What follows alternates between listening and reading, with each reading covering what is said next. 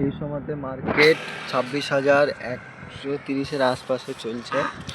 আর আমি একটা ট্রেড করেছি যেখানে ফার্স্ট ট্রেডে 250 টাকা লস হয়েছে এবং সেকেন্ড ট্রেডে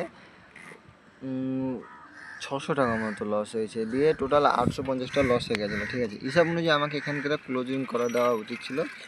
মার্কেট আমার যে লেভেল, যে মার্কেটে যেভাবে ট্র্যাপ করে, যে ওপর সাইডে উঠে এবার হোল্ড করছে ওপর সাইডে, যদি ব্রেকআউট দিয়ে দেয় চলে যায়, বাইং মোমেন্টাম থাকে তাহলে তো চলে যাবে, কোনো টেনশন ছিল এরকম। কিন্তু যদি না দিতে পারে, তার মানে ব্রেকআউট দিয়েও দেখাচ্ছে সব কিছু বাইং দিয়েও হতে পারছে না, তার মানে কি এখানকার পুরোপুরিভাবে বায়ারকে ট্র্যাপ করছে।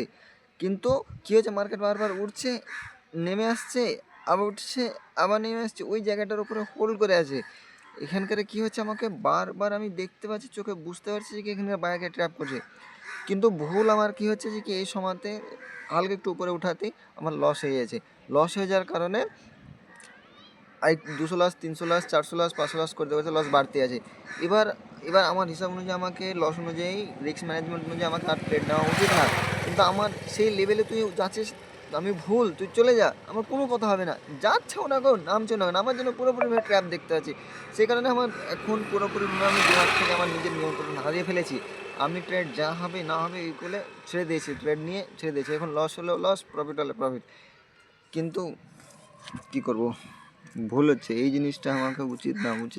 আমাকে নিয়ন্ত্রণ করতেই হবে।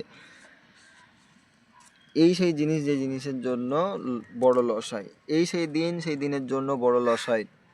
আমি আজ আবার ভুল করছি। আজ যদিও প্রফিট হয়ে যায়, তবুও এটা ভুলভালভাবে প্রফিট হবে, এটা সঠিকভাবে না।